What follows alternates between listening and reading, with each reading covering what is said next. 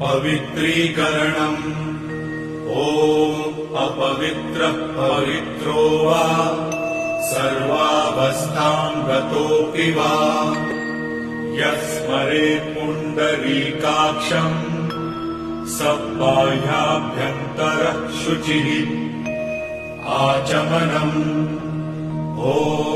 अमृतोपस्तरणमसि स्वाहा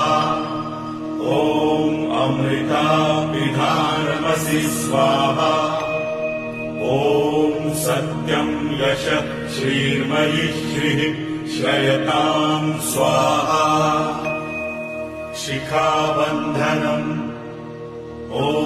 चिद्रूपिणी महामाये दिव्यतेजः समन्विते इष्टदेवी शिखामध्ये तेजो वृद्धिम् कुरुस्व मे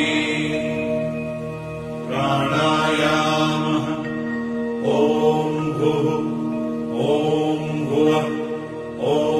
स्वः महः जनः तपः सत्यम्